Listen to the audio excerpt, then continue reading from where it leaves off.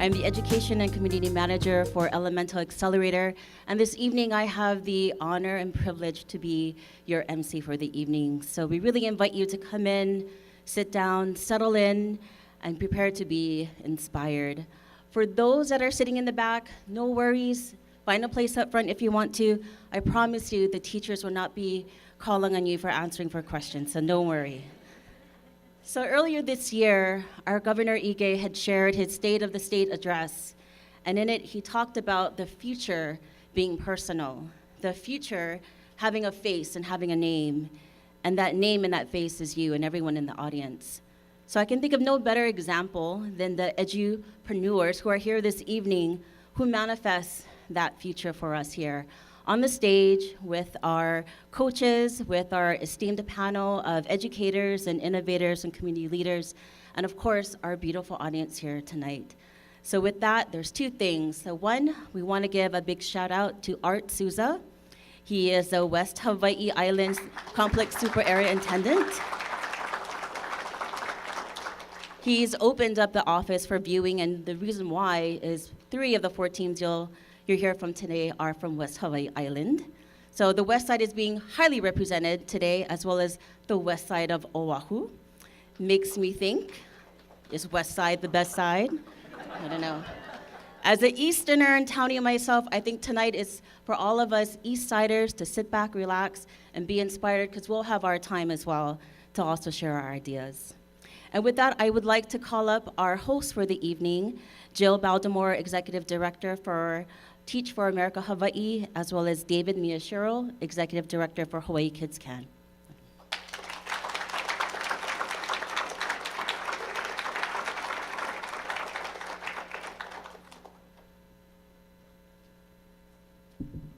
All right, aloha.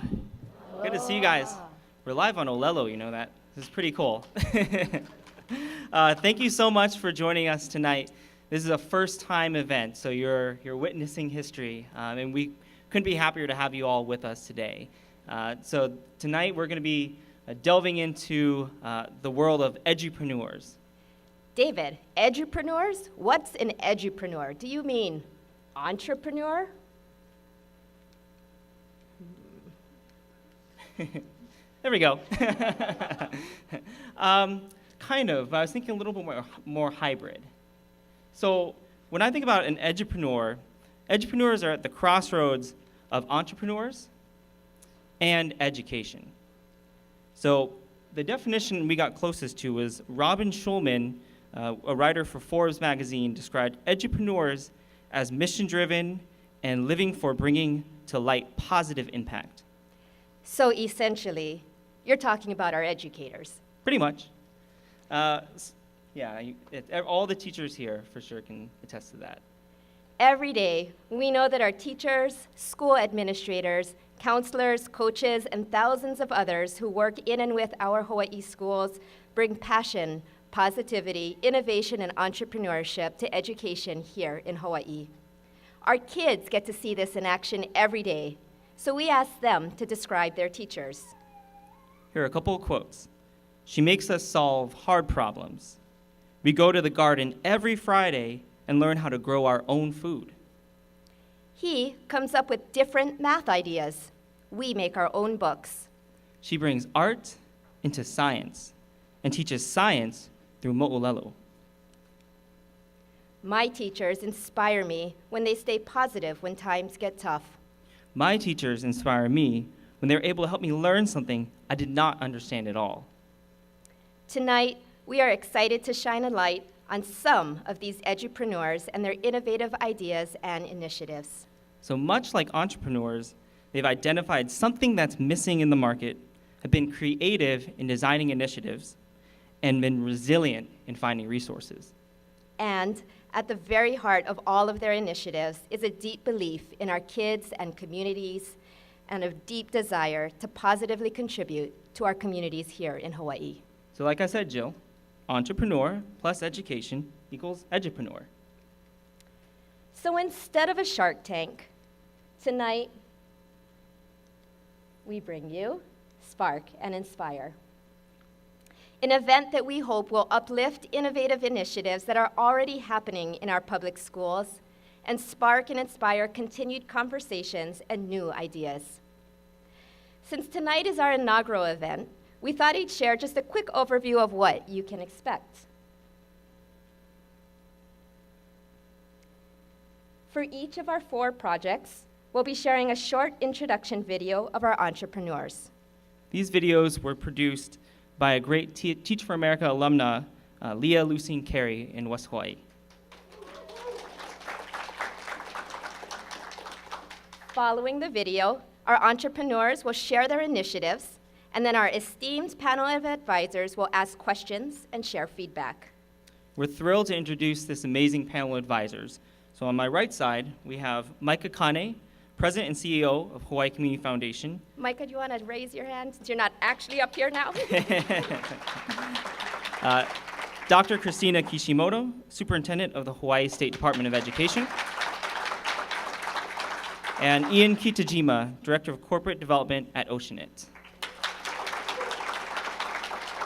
On this side of the stage, we will have John Komeiji, President and General Manager of Hawaiian Telcom.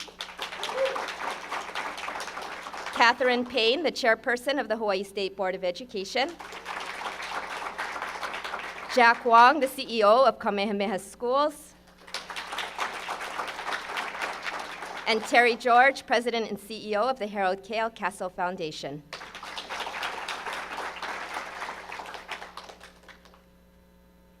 So in your program book, you'll see some of the many more people who helped to make this night possible, including catering from the Culinary Academy at Campbell High School, coaches, go Campbell, media from Sabre Media, also from Campbell High School, sponsors, and of course our host here at the Capitol, Teach for America alum, Representative Takashi Ono. This event has certainly been a kako event, and we want to send a warm mahalo to everyone who has helped to bring this event to life on stage tonight. Without further ado, we want to welcome back to the stage our amazing MC, Elena Fardin. Yeah, give it up for Elena. If you don't already know her, you definitely should. Elena is amazing. She's Elemental Accelerator STEM advocate who's working to strengthen Hawaii's K-12 workforce pipeline for a knowledge-based economy. She is an entrepreneur and a big thinker in her own right.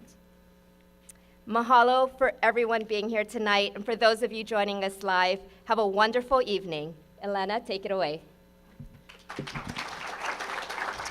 Of course, they have to use the picture where I don't comb my hair that day. So our first presentation is from Kumu Christopher Pike, and his presentation, the South Kona Community Health and Education Center. As we get ready to show his 2-minute introduction video, after that video plays, Kumu Christopher Pike will be invited up to the stage to share his pitch. And I invite you all to kind of maybe, when he comes up to stage, raise your hands like you just don't care, and really applaud and lift it up. All right, mahalo.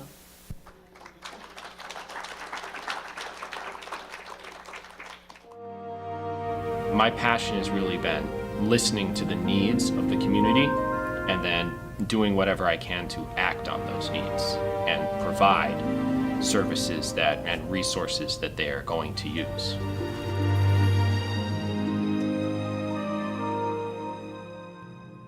So my name is Christopher Pike. I am a 2014 Teach for America Corps member. I teach at Hononau Elementary School on the Big Island of Hawaii. I teach 3rd grade. Teach for America has connected me to other great leaders who share a similar mindset that education should be focused on the students and the community. I think of my classroom not as much as students and teachers, but we're together. We are a community. I love the moment when you see a kid realize something or something just clicks. It's kind of like this finally works for me, or like, I get this now and I can do it. And that happens in every student. How are you as a teacher creating those moments and sparking those moments in each child? That's the kind of moments I live for and I teach for. I'm putting this idea out there on behalf of the community, but it's the voices of the community that make it really impactful and really meaningful. We set a legacy. And the idea that your legacy is what you leave behind, good or bad, and that's what people are going to be talking about 100 years from now. Videos of my school there. Here's a story from my school, a note that was placed on my desk. Mr. Pike, sorry, my daughter was out of school last week. She was running a high fever, and we couldn't get into the doctor. Now, at first glance, you may think, that's a pretty typical note for a teacher to receive on their desk. My question to you is, why is that typical? Why should our students have to miss multiple days of school for an urgent medical issue because they can't get into a doctor's office? This is Kylie. Kylie is a wonderful student. She's in 5th grade now. She was in my 3rd grade class. She's on our student leadership team, and she was just elected May Day Queen. Kylie is the oldest of 3 siblings, and sometimes when one of those siblings gets sick, the whole family has to come out of school for a day, drive to Kailua Kona or somewhere else in order to get the health care that they need to see a doctor in time. I bring you these stories on behalf of the Hononau and South Kona community. I bring you these stories because they are important. They are vital to the future of our children and the future of our community. Let's take a look at the community real quick. It's a 50-mile area stretching from Kealakekua down to Naʻalei. In this 50-mile area, there are 4 elementary schools, 1 middle school, 1 high school, and a K-12 immersion school. This totals around 3,000 students and nearly 28,000 people. Now, let's look at the healthcare options available in this area.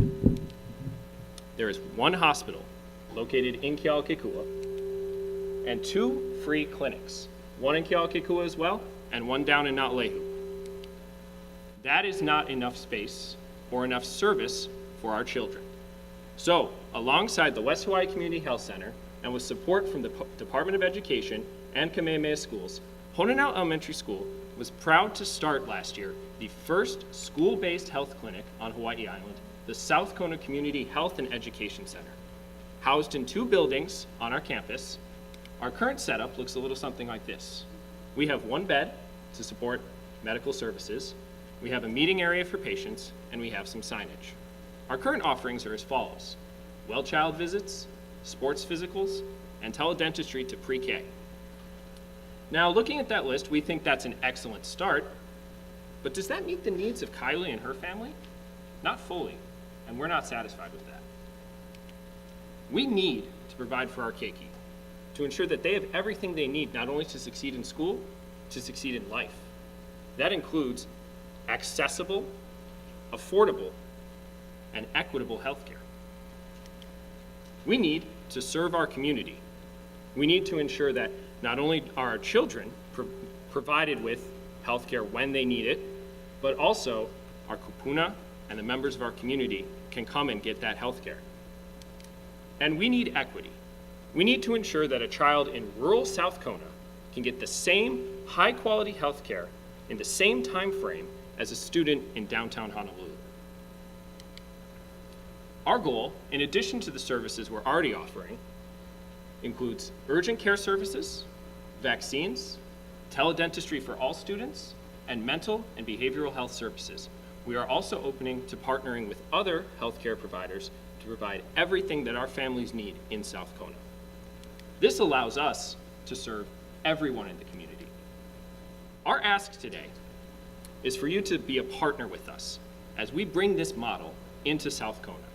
We are looking for assistance in getting state and DOE approvals in order to continue our construction and expansion in this health center.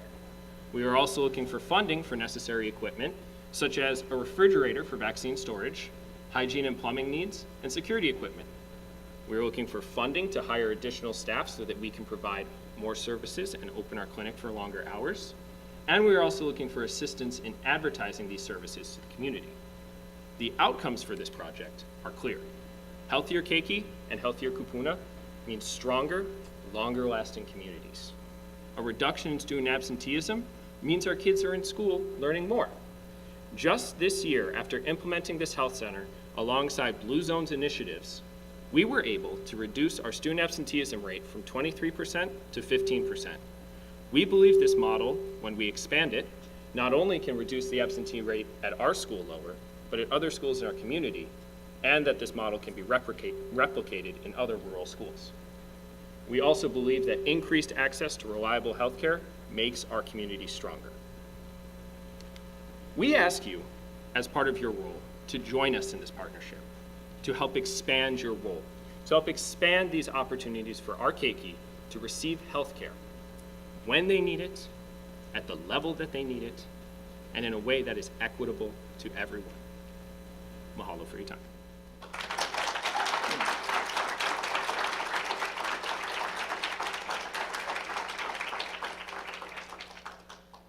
Mahalo Kumu Christopher Pike. At this time, we'd like to invite our panelists up to the stage so they can engage in questions. And as they make their way up to the stage, I wanted to share just a few things about Kumu Christopher Pike that you may not have noticed from the video. He's a third grade teacher at Ho'onaunau Elementary, a Google certified educator, and a master of mics. And not only does he believe in equity and access in healthcare, but he also believes that for students as well, that every child should have access to excellent education in order for them to have opportunities beyond high school. So as our panel has made their way to the stage, I'll open it up for questions. So, my question is, what are like the top things that people come in for? You know, beyond the services that you offer, just what are like the top things people may come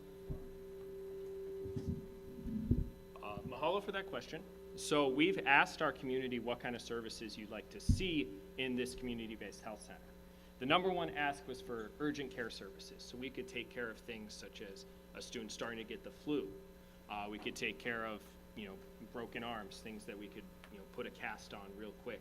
That can be very difficult for some of our families to get access to. In the past, our families have had to go to the hospital in order to get these urgent care services because they were not able to get into an urgent care clinic or a doctor's clinic in the area. Vaccines was also something our family was asking for, if it was something that we could provide at our health center.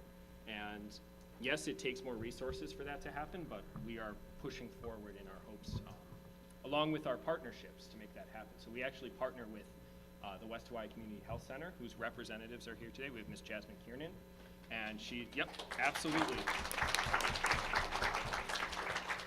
And she's worked alongside our principal, Mrs. Kunitomo, and with the support of Complex Area Superintendent. Hi, Christopher, John Komeiji. I was wondering if you had developed a structure for community support of your program, or some kind of structure to engage the parents, faculty, whoever, to kind of create a broader base of support. Yes, Mahalo for that question. So we rely on our partnerships, as I just talked about. And one of the partnerships we work with the most is the Blue Zones initiative. So at our school, we've been hosting family wellness nights, where the families come in, they can learn hula aerobics, Zumba. We have celebrity chefs and cooking contests. We just had a cooking contest where the kids had to go home and cook a healthy recipe and film it with how they were doing it with their family. So we're looking for holistic health for the whole child, not just what can we do in the medical field, but also how can we promote wellness in families so that it becomes a good habit. Mahalo for your question.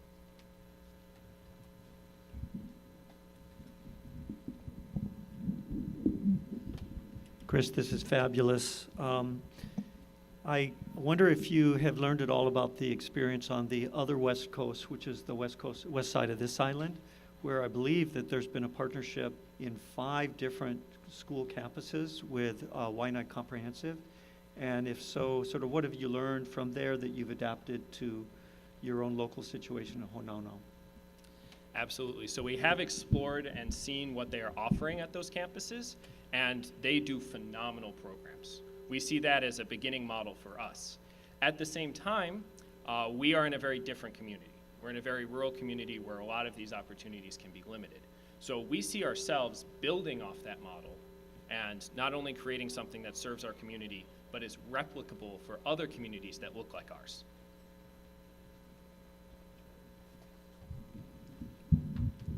First, I want to thank you for highlighting this inequity. I think it's admirable and definitely something we should focus on.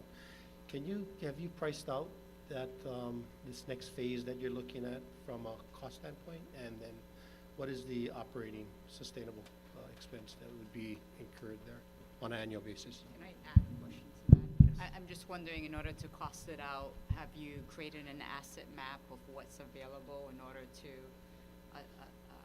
take advantage of local assets, and then figured out what the cost factor is that still needs to be covered? Yes. Mahalo for both of those questions. We have looked into the cost. Working with our partners, we have been applying for different kinds of grants to get our healthcare center started up and then to expand it further. Right now, if we were to offer everything that was on the previous slide, that would be an initial startup cost of $450,000. That includes staffing. That includes additional security concerns. $450 initially sounds like a lot, but for a healthcare center in South Kona, that's doable. That's something we believe that we can make happen. As for an asset map or additional yearly costs, that's something that we can talk about later with our partners as they have, the West Hawaii Community Health Center has developed those plans out. Mahalo. As you're moving forward, and just let me add that this is a wonderful project and very exciting that you're doing it. What would be the next piece that you would add in your priority? You listed a number of things. What would be the next service? There are multiple services that we would love to add. We would love to work with other vision groups to get vision screening for our students.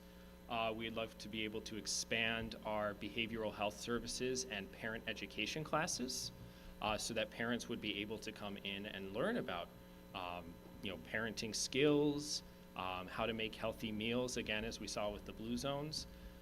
We really are looking at whatever partners may come our way and want to provide for our students, how we can leverage that into creating something that ensures that all students get the healthcare and services that they need. Thank you. Mahalo, Chris, for your work. I think, absolutely cross-sector, as you think about education and healthcare and how you move them together. I have a follow-up question to the financial question, because a lot of times when we look at healthcare and education, we also think about insurance and whether or not you can draw from health insurance as a way to pay for it as opposed to direct grants. Have you guys thought about that? We have. We, again, working with our partners, they are much more knowledgeable than we are in terms of the insurance aspect. We are looking at all options to make this something that is sustainable. We don't want this to become where it's awesome for 1 year and then we run out of money at the end. We want this to be something that we can support for many, many years to come.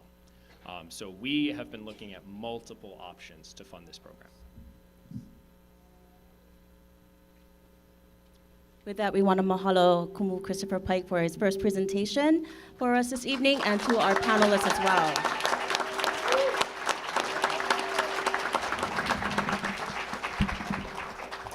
As our panelists make their way back down to the first row and we get ready for our second presentation, our trio, I wanted to remind the audience within your programs that you received this evening, there are these kokua cards that we're asking you to fill out. So don't feel that you don't have a say or a way to engage with these groups as well.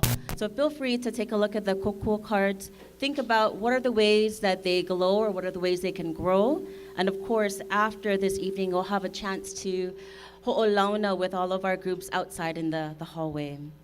So our second group that's coming up, a group of trio. We call them the 3 teachers in 3 schools and 1 mic. This is Juan Espinal, Karina Hernandez, and Kevin Argueta, and this is Maestro's 5. Schools stink.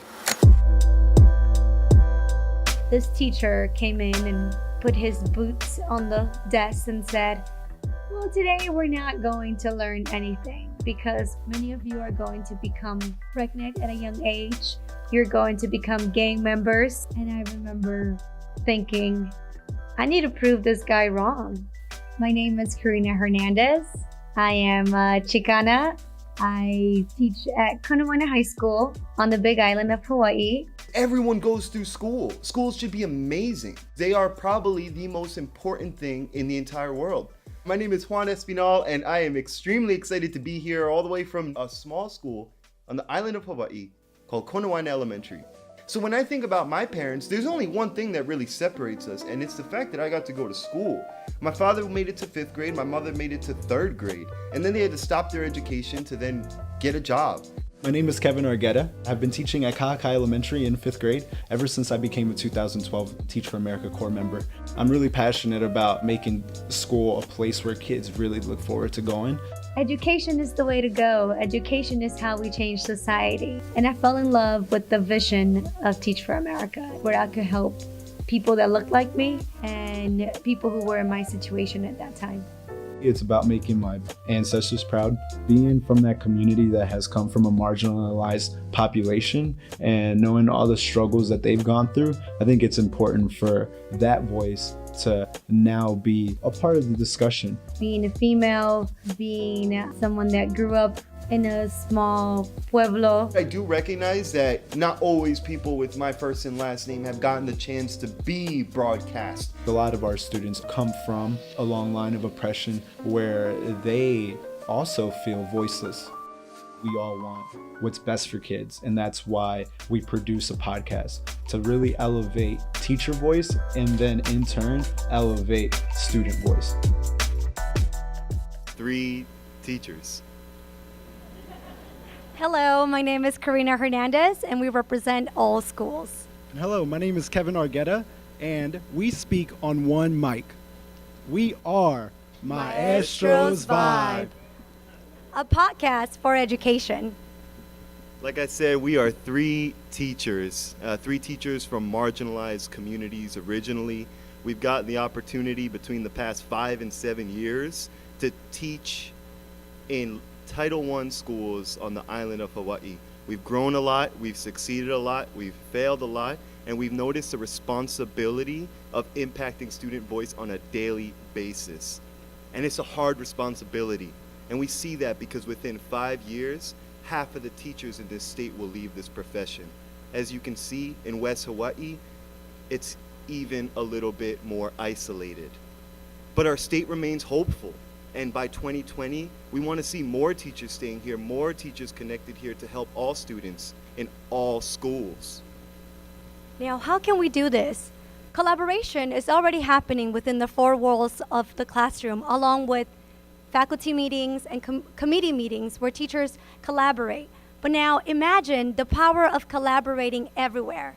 Maestro's Vibe, our podcast, is an outlet for other educators to collaborate and learn from one another. On one of our episodes, a vibe that we called Social and Emotional Learning, we discussed our favorite form of self-care, along with defining the term of social and emotional learning by showing examples of what it looks like, feels like, and sounds like in our classrooms. Our hope is that we can continue to empower different voices in our communities on one mic. We speak on one mic. We make a podcast, we produce the podcast, and some of you might be wondering, what is a podcast? A podcast is a digital community where people share their ideas and people share their stories. Now, there is 60 million people who call themselves avid fans out there. So my next question is, what can be a podcast? A connected ohana. Here in Hawaii, we are the first educational podcast on Hawaii Island. Thank you. Thank you. As we move forward, we hope to continue to share ideas that we are passionate about, to elevate messages that we know affect our students and communities. In our first season, we covered 8 topics that were released weekly in the fall of 2018. And we continue to want to elevate the voices of our students and our community members to empower. And the great thing is, through our podcast, we've learned so many things that we want to continue to push forward. And as we move forward, we ask for you in our collaborative space to look at what we're doing. Our space. That's us right there in our space. We literally record on one microphone in our basement. It's not the best place to invite community members in to speak, or students, yet. We look forward to the future, but we proudly and humbly say that, well, we've been able to reach 30 cities across the country. We've been able to reach 10 countries around the world. And our episodes average 50 plays an episode, with some topping over 100 plays, unique listens per topic. And we are very hopeful as to what can come in the future. Now you're wondering, what could our future look like? Well, for just $75 an hour, we can rent space at Honua Studios in Kailua Kona, where we can bring in a more collaborative space where students, teachers, and community members can come in and share their perspective on all of these topics that we cover. You, sitting out there, today, what can you do? Well, first off, you can subscribe and listen to us on all major platforms, Apple Podcasts, Spotify, SoundCloud. You can rate and review us, leave us feedback. You know, being in this profession, we understand that we need to be reflective practitioners and lifelong learners to model that for our students. And tune in. This Monday, we debut our second season with an episode on intentionality. Now, tomorrow and moving forward, what could you do? Well, you can collaborate with us in many different capacities. You can come and be a guest on our show, share your ideas with our audience. You could also fund our episodes by sponsoring an episode of your choice, or by advertising your business in our show and in our website, because we do hope that you can mentor us and keep on inspiring us with all of the amazing work that you are already doing in the community. For all of us, we know school is cool to talk about. We know we want to mobilize voices that are passionate about education. We want to inform and empower our constituents for a better future of our keiki. We are Maestro's Vibe. Thank you.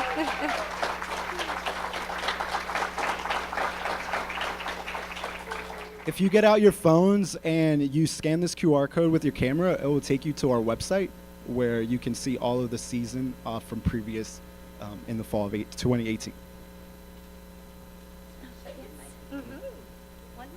So when three speak out of one mic, they can rock the mic, right? That's what it's about. Spark Inspired tonight. In my former life, I wish I was a lyrical gangster. So as our panelists are making their way to the stage, just wanted to share with you folks, if you haven't already, followed this group on Twitter. They have the most amazing check-in questions that you would use for your classroom, but we also use check-in questions at work. So I'm so excited to be able to steal some of those check-in questions with you. So our panelists are here on stage. I'm going to open it up for questions. How about a hand for this energy, guys? Isn't this awesome? You know, I don't have a recommendation other than to just keep doing what you're doing. And you have our support. Love to talk to you after this. Thank you. I definitely have a question. We had $1 million of innovation grant available. Did you apply to the DOE for an innovation grant? It was for teachers collaborating and engaging students. We missed out on that opportunity. However, we did apply for a Google grant that we were denied. But as you know, in this profession, you fail and you just try again. So here we are trying again. Next time we will. Yeah, I'd like to know when the next deadline is. After the show. I'd like to talk to you about Thank you.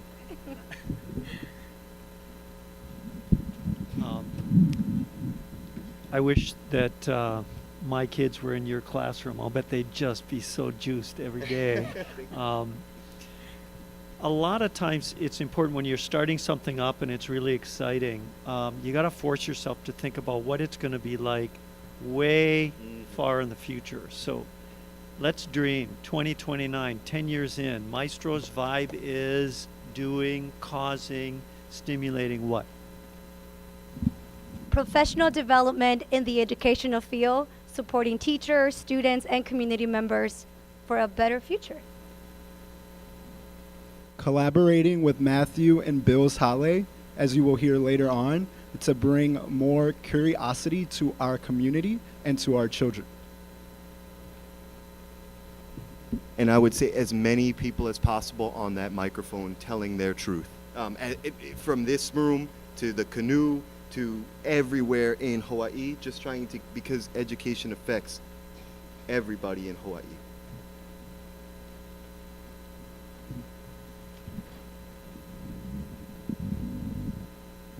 I was interested in your reach beyond Hawaii with your podcast. What kind of feedback do you get from outside of Hawaii about what you're sharing?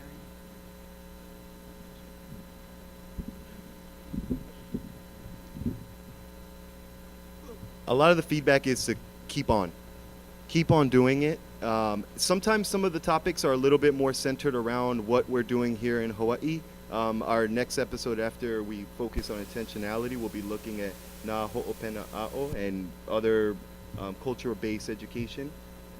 So that one is a little bit beyond their reach, but a lot of them just say keep on, and especially interested in national dealings such as unions, union strikes. So that one has definitely caught a lot of interest with teachers around the country. And what's more, to follow up on that question, the world, right? Our whole world has an educational system. And what's so amazing is that there are people in Brazil listening to us, people in Nigeria. And the amazing thing is that the topics that we cover are universal. And we hope to continue a partnership, not just within the islands, but around the world as well. Thank you. Like Micah said, your enthusiasm is really catching. So I wanted to know what the process was in terms of how you choose the topic that you guys are going to address. How do you decide what to podcast? I don't know. Is that a verb? Yeah. Podcasting 101. One of the things that we did from the start, and I think is something that we learned early on in our profession, being teachers, is that we needed to get organized. So we created actually a Google Sheet where we housed all of these ideas. You know, I have an idea, but I'm not around, so I'll just go and use the technology that we have to house that idea. And then we actually set up weekly meetings. So every Sunday or every Friday night, we get together to discuss where our passions are, what is driving and motivating us at that particular time that we really want to address. And one of the things that we're going to address coming up is going to be the Nahopena'o framework, which if you haven't heard about the framework, tune in. And if you have, tune in. Yeah, we try and read the news. We try and just keep our ears open. Even something like this, I could imagine being, I see a story happening tonight. So mahalo for your energy. I know podcasts are amazing. I listen to podcasts every day on my way home, and usually you don't cover the Lakers, do you? Because if you covered sports, I'd be in there. We're huge fans. Okay, so if you cover the Lakers, I'll be there. But if next season. yeah, I know. Yeah, that's another. It's a bummer.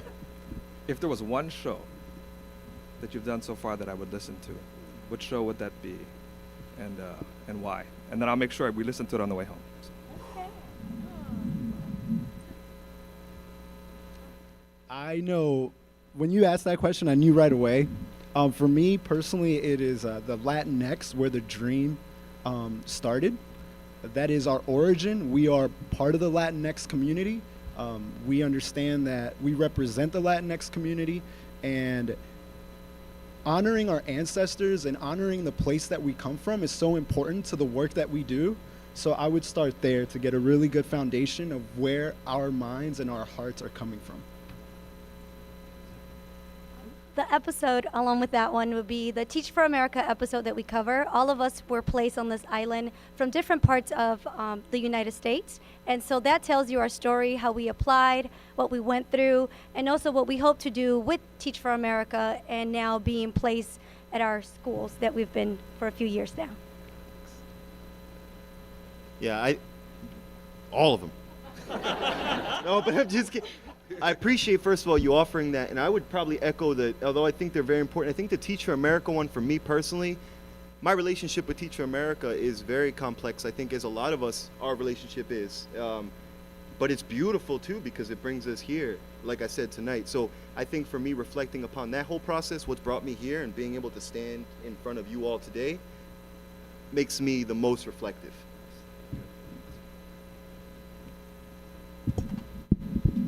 Okay, I'm the funder guy, and we love theories of change. What you're assuming is the problem that you're trying to solve. And I was curious because when you guys made your really cool pitch, one of the things you showed was data on how many teachers we're losing after 5 years. So it made me think that part of your theory is that by giving teachers this voice and ability to connect, you're actually going to make a dent in that. So can you tell us a little bit more about how your podcast is going to really help increase connectedness and therefore increase teachers' willingness to stay in the classroom, which is so important?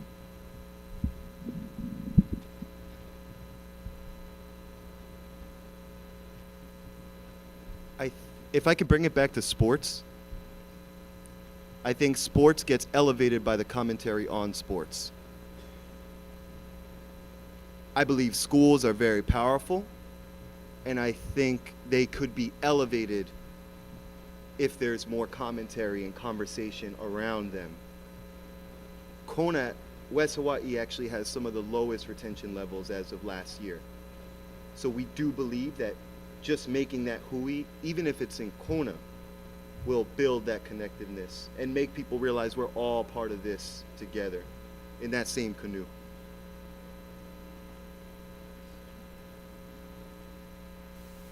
Can I ask one more question? Do you have a Latinx student voice component that you're also hoping to tie in?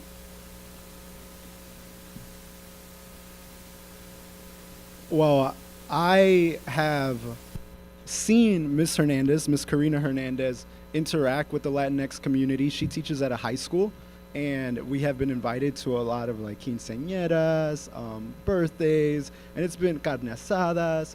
It's been awesome to get to be a part of that.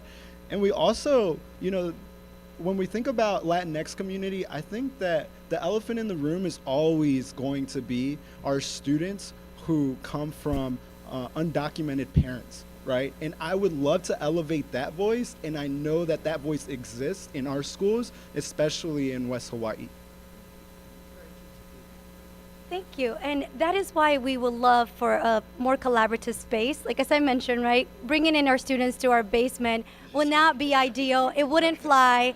And that is why we would love to have a studio like Honua Studios in Kailua Kona, where parents can bring in their students and students can hop in on the mic. Because I do have students who listen to the podcast and talk to me about it and say, hey, Miss, next time you should say this, or, oh, I heard that joke you told, and or things like that. And so we would definitely love to have students come in and share their perspective.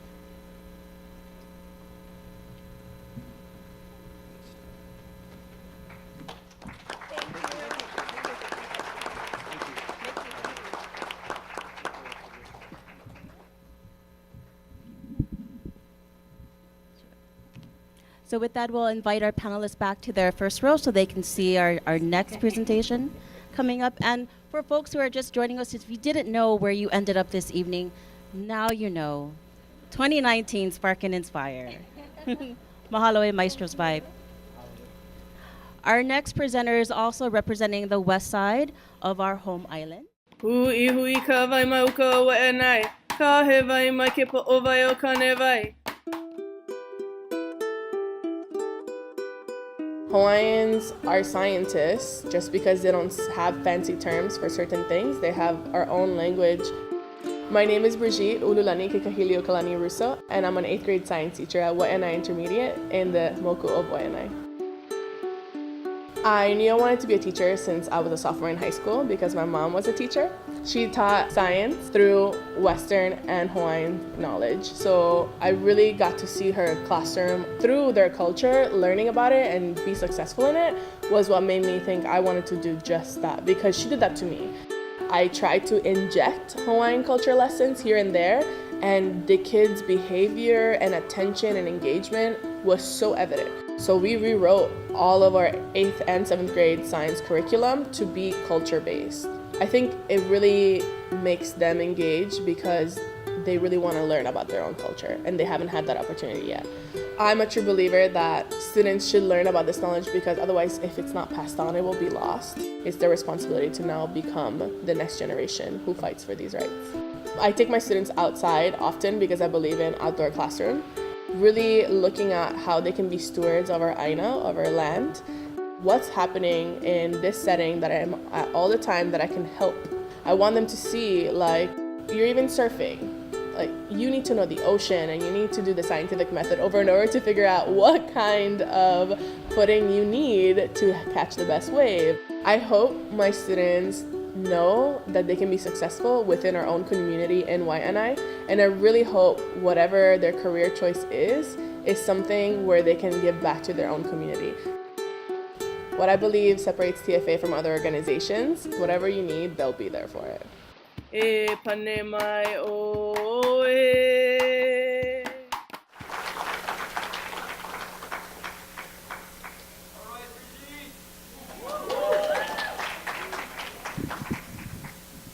Aloha mai kākou.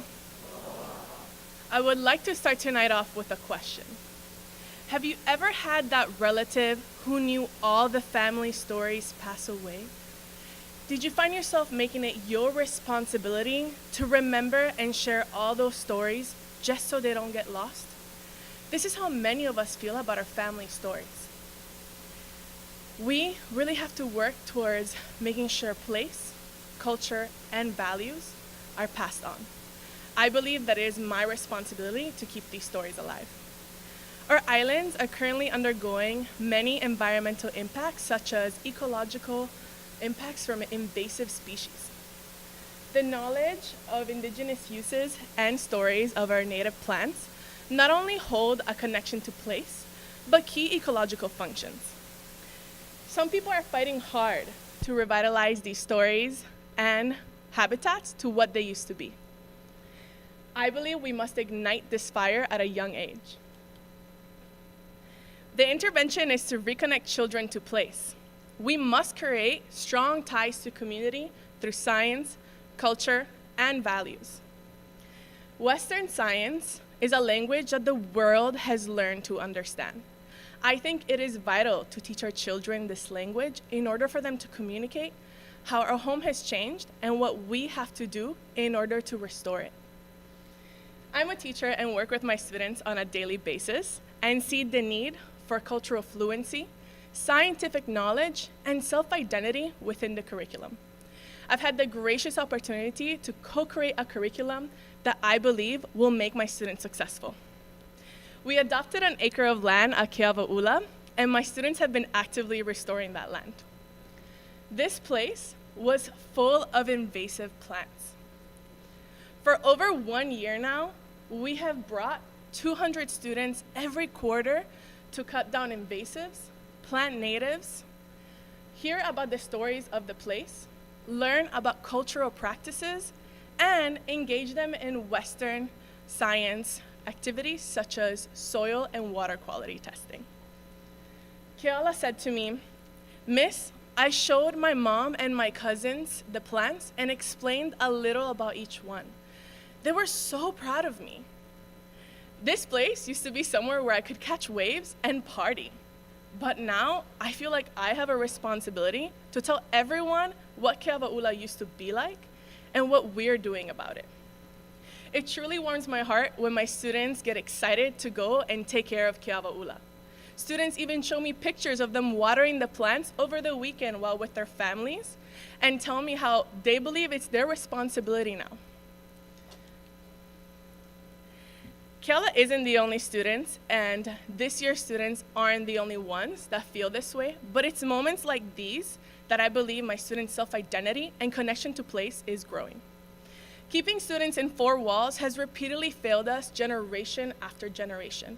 People have lost the connection to land, and the reality of our future is that we have to reconnect, reclaim, and take care of our home. The preferred future is to create a new student body that really are community stewards and at the forefront of revitalization. To make this accomplished, I believe that the future leaders of DLNR, Fish and Wildlife, NOAA, and many other partners that come to Keawa'ula with my students need to make sure that they are there for us. Students have been encouraged by these partners to take their jobs in the future, and they also see the impact that they could make. To keep this program going, we currently need funds for buses and maintenance equipment. For 1 day worth of field trips alone, it is $408. One investment has multiple outcomes. We please invite you to help us continue and expand this program. The multiple outcomes are education, ecological stewardship, and cultural restoration. Mahalo nui.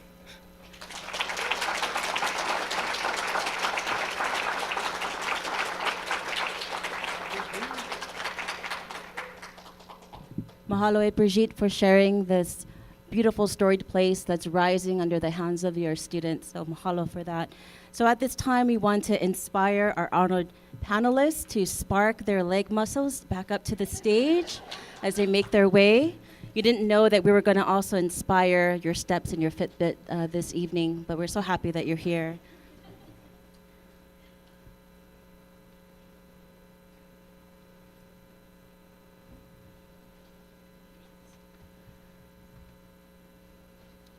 And as our panelists get settled, I'll open it up for questions.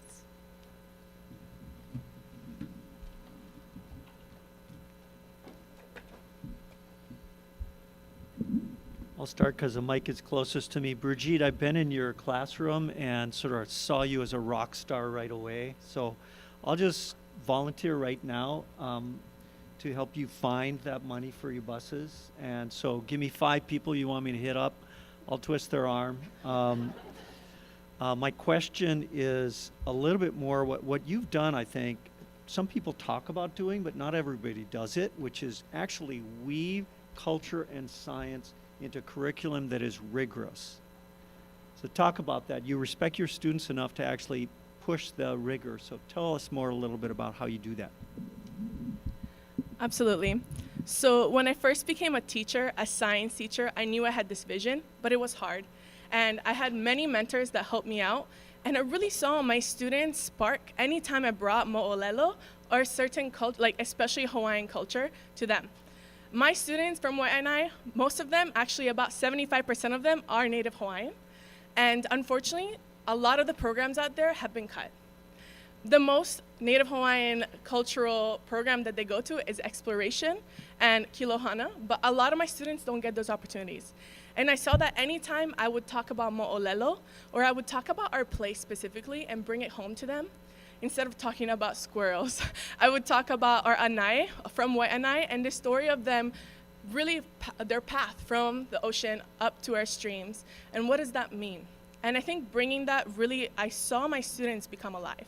All of a sudden, they were hungry for getting to know their culture. A lot of them don't even know what the word mo'olelo means when I first get them. So like really seeing them connect to that and caring about it, because a lot of them are proud to be Hawaiian, they just haven't had the opportunity to learn about these things. And I think the rigor comes with their engagement. So catching them, it's kind of like the hook. So I'll hook them with the Hawaiian culture piece, but they'll work hard. All the science knowledge, they will work hard to get it done because they're already interested in this. And I think this is a vision that all of Department of Education has had, and I really like say that everyone should be doing it. We're all here to help each other out. So I think that's the hardest part, making it rigorous. But once you figure out a way to like build that relationship with students, that's the most important part. They'll work hard for you.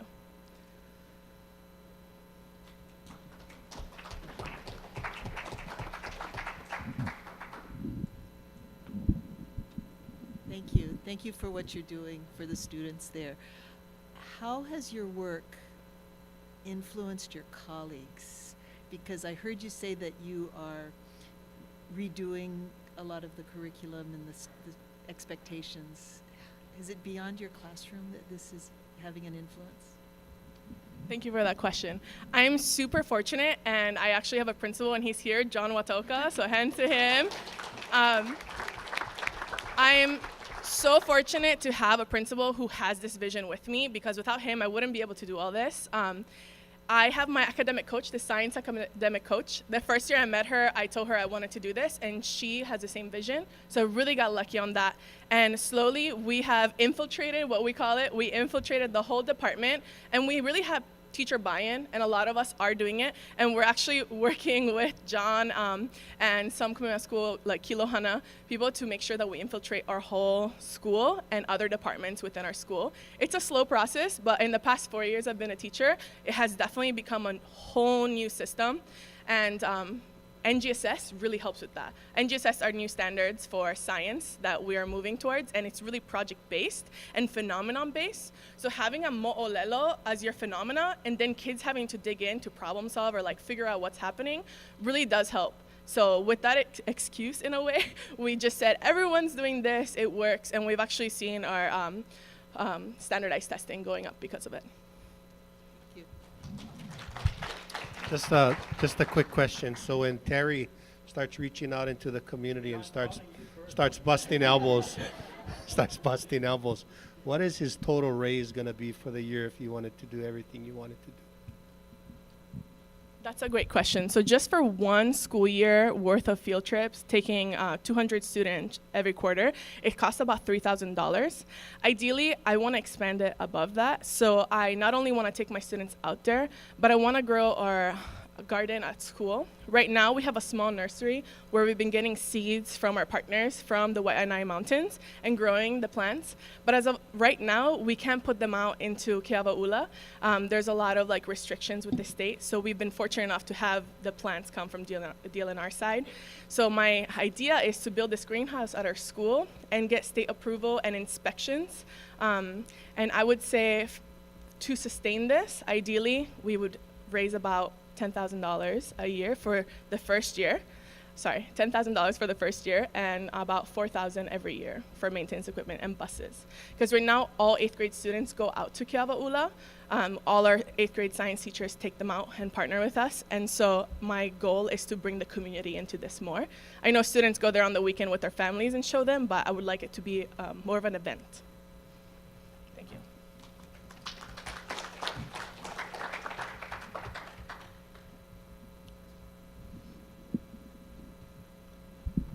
Mahalo, Bridget. I'm a big fan, as you know. And so if you could come up with one really big idea in Hawaiian culture-based education, what would that be? I would love for our standardized test to really reflect our culture. That is something that I have strived to achieve. That is something that's in the back of my mind. And having these tests, like our students get really flustered when they are based off of scenarios in the mainland. Sorry, this is my mainland, in the continent. I really, truly hope that one day we have a standardized test that connects to our students. So I have to ask the question, is there another way to assess students' passion and learning and growth other than using standardized tests that you would recommend? Absolutely. Thank you for bringing that up. I only mentioned standardized testing because I know it has a big weight currently, but that is another goal of mine. I really hope that we can stop making the standardized testing idea a basic for student achievement, because actually that's what I see when we go outdoors. My students who usually would achieve in standardized testing don't necessarily are achieving in the dirt, but it's my students who struggle in indoor settings that are super successful and they're thriving in the middle of the mud or whatever the case is, and they take charge, and that usually helps with their in-classroom standardized testing. But ideally, I really wish Nahopena'o, honestly, was a way that we could evaluate students like the holistic child idea, because that's something our schools have lost. So really teaching values. As of right now, we put a lot of stress on parents teach about the values and we don't, but ideally we have to do that. We spend more time with them during the school day and we have to foster that social emotional learning with them. So we currently do surveys for Nahopena'o, but if that was a way I could put in a grade for a student and showing how much their growth of respect has become from the beginning of the school year to the end, that would be awesome. But I know as of right now that's not ideal, but hopefully in the future. Thank you for that. Hi, Bridget. Hi, thanks for your all that you're doing. I was wondering if you had given more thought to how you expand your curriculum and your methods beyond just your school and, statewide or district-wide or something. Have you given thought about that? I ideally would like to get my PhD in curriculum studies and work with other schools all across the nation, but I think right now our home really needs to expand in that sense. I'm fortunate enough that my professor, Pauline Chin, has helped me through that, and she's partnered with Alaska teachers who are doing the same thing, culturally based lessons, and like we've kind of been sharing ideas. But I think right now to focus on home, that would be like the ideal world. And then if it is, you know, amazing, the ability to work across the world, because I know New Zealand is doing great work for that right now. And so having those partnerships, that would be really helpful to expand along the world. One last question, maybe? Bridget, so, you know, your program sounds just amazing. And the challenge with amazing programs is how do you continue it beyond yourself? Like, how do you imagine the ability to continue this beyond yourself? You know, you're young, so you're going to be doing this, seems like, for a while. So, but how do you continue the longevity of such a successful program? That's a great question. I think about that a lot. And I know money can sometimes be a blockage in such visions, but I do find that if we have events over the weekend where students still feel this, I'm hoping these students are just a new generation where they will bring their own kids and really like take ownership of this place, because Keawa'ula, or people know it as Yokes or Yokohama, you know, that's all it was known for. It was just honestly a lot of partying. We find bottles of alcohol all the time when doing beach cleanups there. So like just changing that whole mindset, and I know it takes a long time, but I'm really hoping in the longevity of it, even if for some reason I pass away and this program doesn't continue, like bringing that whole generation. And I've discovered, or I have read, that it takes about 15 years to change a generation and really their mindset of what they think place is. So I'm hoping I would at least be alive for the next 15 years and continue that. So that's kind of my goal. Like my goal is, thank you for thinking this is a great program, but the whole generation feeling this ownership of this place now.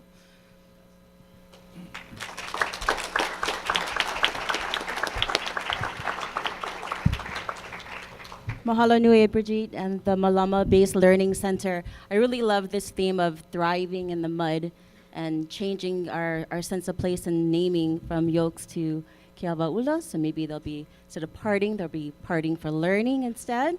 So as we invite our panelists to make their way back down to the first row again, spark and inspire your leg muscles for our final group. Again, hailing from the west side of Hawaii Island, we're so happy to have them. We have Bill Chen and Matthew Williams for Kahale o Lanakila.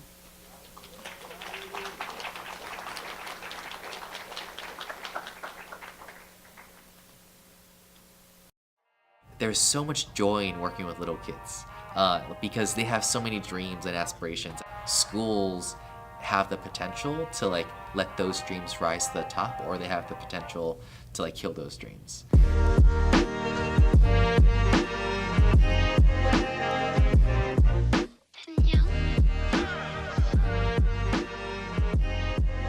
My name is Bill Chen. I'm a 2013 TFA Hawaii Corps member. It's about being community ready, being able to connect what you love and not just making it a job, but really your life's work. My name is Matthew Williams. I'm a 2012 Corps member. Teach for America was a perfect opportunity to, most importantly, collaborate with other educators. I mean, it's almost like a cohort of like amazing people. That's so exciting to me. I think the number one thing that Teach for America taught me was the power of intentionality. Why are you doing what you do? I want them to be industry leaders and be able to create content that will make Kona a better community. I think about, in particular, a student who would be very disengaged in the classroom. But this year, when I worked with the student on science, he was able to create like a code for his little robot to follow, and seeing that not just like learn but actually make something, that like little light bulb turns on. It's like, whoa, like I was able to figure out that problem. Our role is to provide students with whatever resources they need and to connect them to whomever they need to connect with. One of my students was out there and was seeing like what this professional filmmaker does, and she just said, wow, you get paid to do this? For me, that's what sustains me. I think at the end of the day, my hopes are just I want them to be happy. I want them to be happy doing what they love.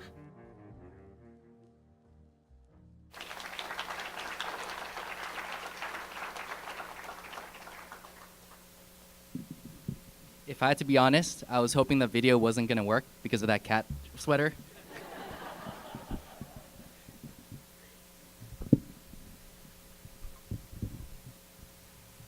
Our journey began in 2016. Matthew and I started with the question of how do we engage our students? And we decided to start an Earth Day Summit that brought our two schools together for a Campus Beautification Day. Students had so many questions. How do you create a plant potter using toilet paper rolls? How do you build an aquaponics system? How do you plant fruits and vegetables? And generally in our classrooms, our students are so curious. They're thinking about Fortnite, sweat stains, how there are no snakes here in Hawaii, how history is the worst class ever, and wait, how history is the coolest class ever, Fortnite, yeet, yeet, yeet, and I almost forgot how Drake is so savage. And we want to funnel all that action up here into a learning space that is focused on media, STEM, place-based learning, and community partnerships. Media. It's a powerful tool that allows us to capture valuable stories, whether it is about a debate or problem in the world, or even about someone's cultural or background history. It's because of this storytelling process I'm able to design with purpose, and that has allowed me to succeed in my schoolwork, at home, or even how I treat or act with others. And it's because of these tools, like media, I'm able to walk away from the experience knowing that I am now a better person. I had the opportunity to work with a student who struggled in a traditional math lesson. He just couldn't understand fractions the way it's traditionally taught. And we brought in Ozobots, these little programmable robots, so that he could develop his own program to teach his peers. Every time I walked in the classroom, he jolted up with some energy. And that was when I understood that when we align how we teach with some of our students' greatest passions, that is when they're able to pursue their greater purpose. And it is that essence that we want to bring here to Spark and Inspire so that we can tap into our students' deepest curiosities. Belonging. It's essential for learning. We are motivated to connect our students' greatest passions with the world's greatest needs. It is through community partnerships that they create that sense of belonging and provide access to place and give purpose to their work.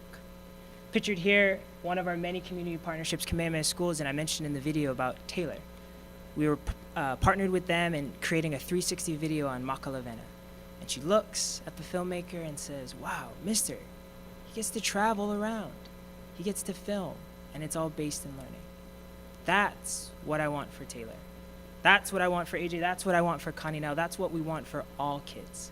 And it's through community partnerships where they're learning inside the classroom becomes real and relevant. Place-based learning. It has affected me in so many ways. When I experience place-based learning, I feel a sense of belonging. But more importantly, I learned how to contribute to this place. Before I ever learned place-based learning, I didn't know all the special things and stories about Kona that I do now. Now that I've learned place-based learning through hula and mele, I was constantly feeling reminded to the place I was surrounded by. It was through this experience I learned how important place-based learning really was. We were inspired to start a learning space called Hale Okalanikila, or House of Curiosity, for all students. We have a responsibility, we have a moral imperative to make sure that all students can tap into their greatest and deepest passions. Tonight, we're here asking for you to support a 30 by 30 space. Imagine this. Similar to this picture, you walk in, students like AJ, Connie now, they would be greeted with STEM right over here. to create solutions for their community's greatest problems. To the center, media equipment, green screen, lights, to then capture the stories of hula, mele, the mo'olelos that surround our community. And then a center for culture, so they can be based in where they come from. And the best part of it all is that you would be able to walk in and learn right beside them to see how the kids are designing solutions for tomorrow's greatest challenges. We want to nurture curiosity and instill a love of learning in all of our students. We want every student who walks into HawaiiKidsCAN to look exactly like this. HawaiiKidsCAN, The house of curiosity. a space where every kid can arrive curious And leave inspired.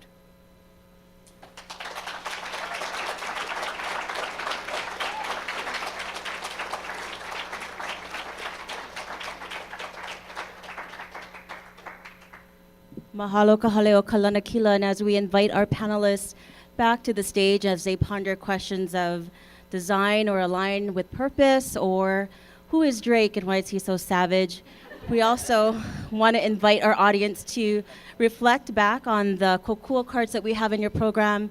Of course, if there's any glows or grows for any of the teams, feel free to make sure that you write down your responses and your gives and your offerings. We will be collecting these at the end of the evening, and they will actually be your exit ticket out of here. So as our panelists get settled, I'll open it up for questions.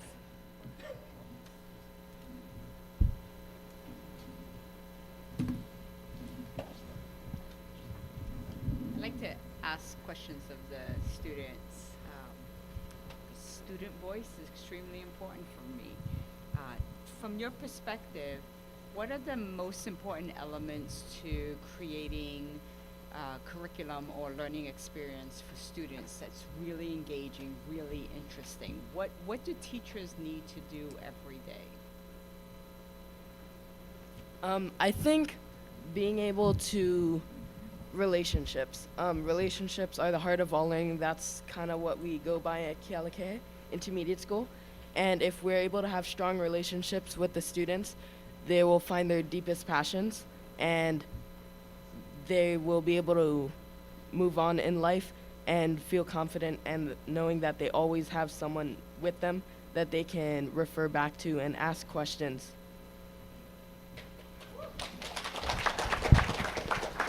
And then also adding on to what AG said, but I also believe that just seeing progress or change in your community just really deepens like trying to find purpose in education or what you want to learn to not just help yourself but others around you and the place around you.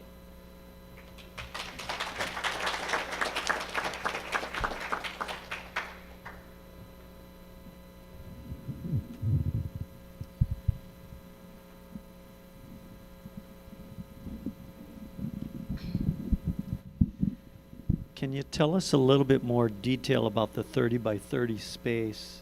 Is it, and also the time in which people will be able to use that? Because I've often wondered, why do we think learning goes till 2:30 or 3 o'clock and then power ready? Or would this be a space that would be open in the evenings or on weekends? And how would you access the space? Tell us more details, concrete details.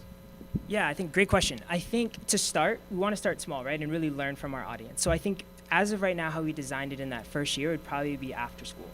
We really think, to your point, that kids are, for the most part, taken care of during the school day. But what happens after that, right? And so, and Bill and I are really passionate about, it shouldn't be determined about the teacher that they have, but really giving them the resources that they need. So essentially, a kid would be able to walk into this 30 by 30 space after school. We want to make sure that the hours fit them, so even potentially high schoolers, and that might be even midnight, right? And create a co-working space for youth. For those who are familiar with WeWork, why don't we have that for our youth? For them to connect all the time and build things, think about things, design things, reflect, and even do maybe homework if they need that kind of stuff. Is that, yeah.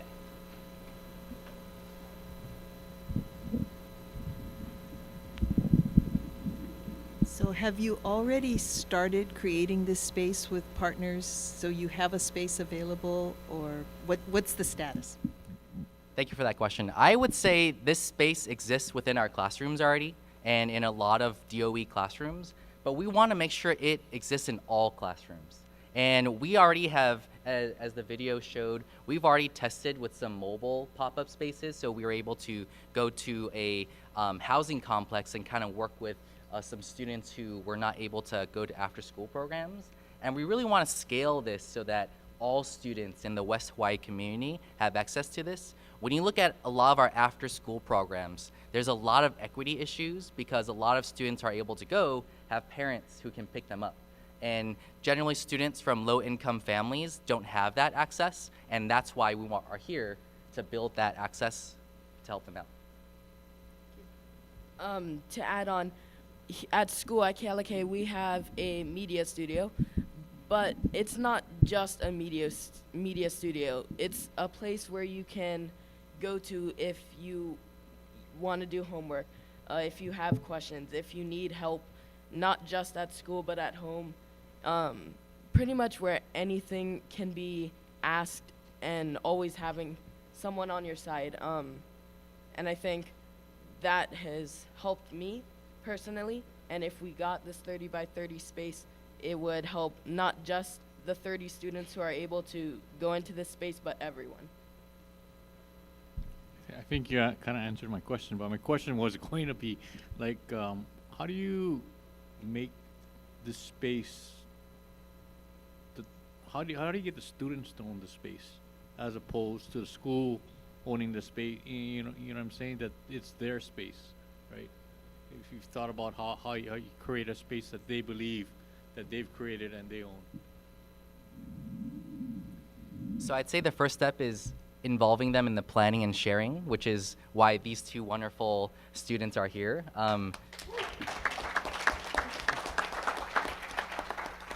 Matthew and I truly believe in co-designing spaces with our community, and that we are not the people who know best about what the community needs, but that the community is exactly who knows exactly what they need. And so when we're able to go into to Uluvini and work with a lot of those students, we got a lot of feedback about what can the space look like. And I think having the community design the space that works best for them is exactly the strategy we want. And having kids on our board and having community members give us feedback is exactly what we want. After hearing the four, you're like the fourth group. The question, actually, this question would be actually for the other groups, but you're gonna have to answer it. Partnering is really important. But a lot of times, education, the goals of education and educators are different from, for example, private industry, right? Even though we want to work with educators, and you want to maybe work with private industry, we have different goals. We're measured by different things. Have you spent some time brainstorming or thinking about how do you align? And this is for, again, all the teams. I think this is really important in terms of the diversity and innovation of what you're trying to do. Is if you stay within education or even in the communities, but it's also like bringing in those communities. It's all of these various stakeholders. The challenge is always, we have different goals. We're like, I always tell people, we're kind of like ships trying to dock, but we just can never kind of connect. And so you become the connectors of that. How have you been experimenting or trying out ways to connect with different kind of stakeholders? And because I know Matthew was on this thing, that's the tough question. Would you do that? Yeah, great question. I think what's kept me as an educator and what motivates me and gets me up every day is the sustaining relationships that I have with community partners. I think Bill and I are super proud that when we partner with a community member, it's not just thanks for helping our kids, see you later. move on to the next one. It's like, how do we deepen this? And I think when we deepen the relationships, when AJ talked about relationships are the heart of all learning, it's beyond just our school, but everywhere. And so it really helps us identify the needs and make it, I have a background in business, so it's a win-win situation. Make it worth their time. I think community partners are always taken aback when they know what these kids can do. And I think they're underestimated. And so I think what helps is giving community partners tangible things that make sense and really having the kids design around their users. Like, this is what this partner does. This is what they need. What can we bring to them, regardless of age? And I think when community partners see that, they're invested knowing that these are their future workforce, right? So why wouldn't you invest in them to a certain extent? So yeah, that answers your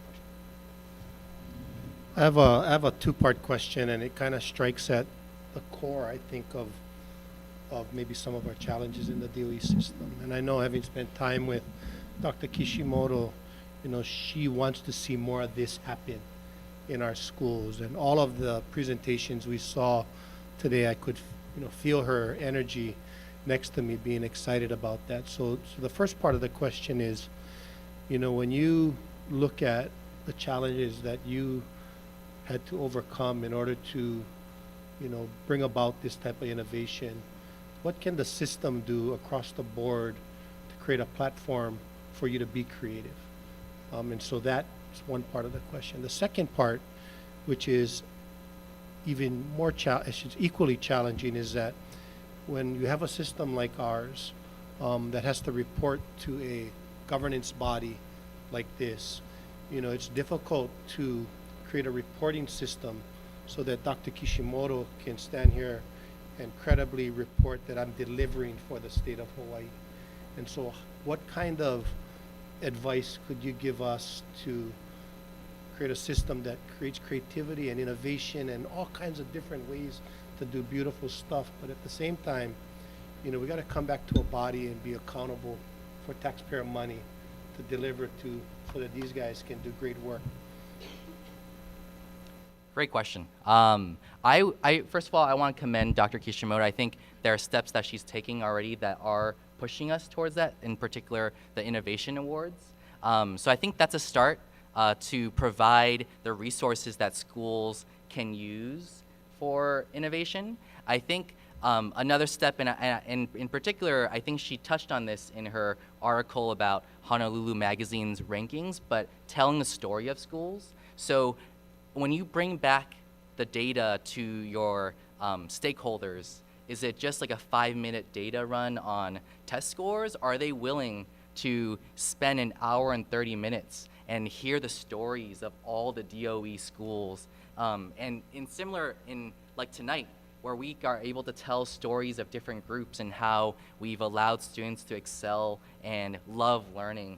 And I think it's really in that aspect of how do we change what accountability looks like, instead of just like, oh, 75% of our kids are proficient, but rather all of our kids are excelling in different areas, and here are the stories of how they're excelling.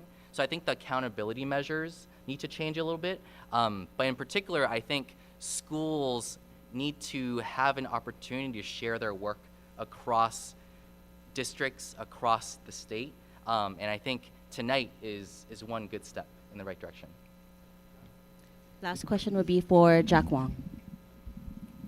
Mahalo for your presentation. I thought that was excellent. You know, space is so important, you know, in learning, but you know, it's also important in the workplace. So I'm gonna ask for your advice, because my office is not a house of curiosity. Often it's a house of curiosities, which is different. So if you were to give advice to all of us here who sit in offices all day long about how to create space that inspires, that sparks, that achieves what you're trying to achieve in education, what advice would you have for all of us sitting here?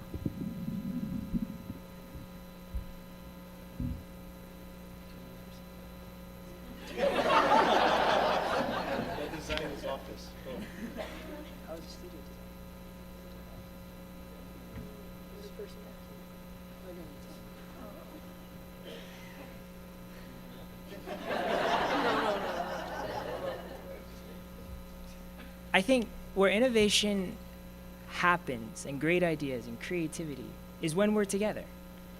It's never a planned meeting, right? It's these informal things, right?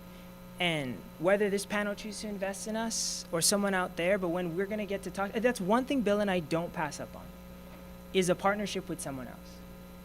And I think that is, when you look at space, that is the number one thing. How are you going to really create and strengthen this sense of belonging, right? When we walk into a coffee shop, we're there to connect.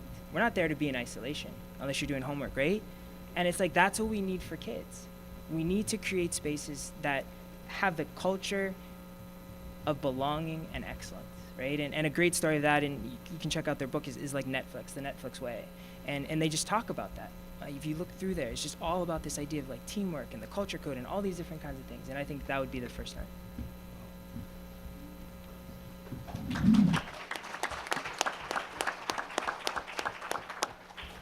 Mahalo to Kahaleo Kalanakila as well as our panelists. We'll invite them to take their final seat in the first row and they can sit back and relax. I'm going to ask our Kahaleo Kalanakila team to remain on stage, as well as Ian Kitajima, so that we can make some presentations, and as well as invite all of our presenters and edupreneurs this evening to make their way to the stage.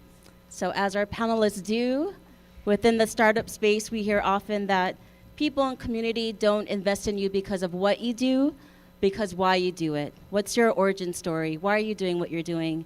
And I think that's something that we've seen this evening with all of our edupreneurs and presenters making their way to the stage. So when these presenters first applied, they did so out of the sheer will to share what was happening in their community and in their classroom. There wasn't any incentive, there wasn't any prize. However, we're thrilled to announce that the Public Schools of Hawaii Foundation is generously providing $2,000 startup grant to each group, which is an offshoot of their Good Idea Grants program. And presenting Mr. Moneyman himself is Ian Kitajima.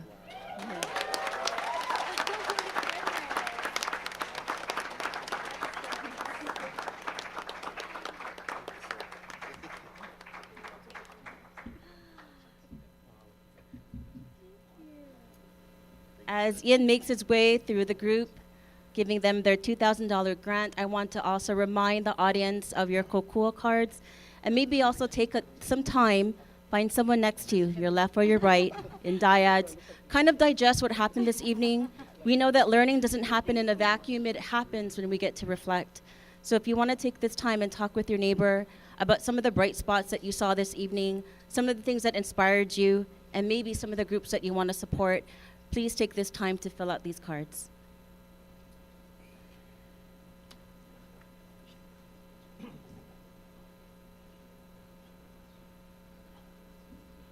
Oh, we also want to invite our audience to go to menti.com.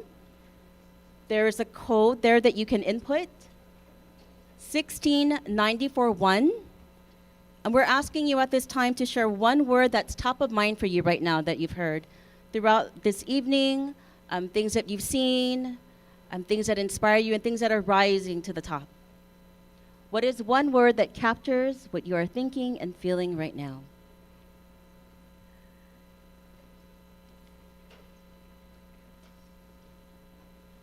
And then with the kokua cards, as you folks leave this evening, we also want to remind you we will have folks in the back to help collect those for you. And did we already have pictures with Ian? Oh. Oh, yes. Yes, and our panelists. We want to invite our panelists up to the stage as well. Sorry, I'm going to ask you to spark and inspire your leg muscles one more time. Come up on stage.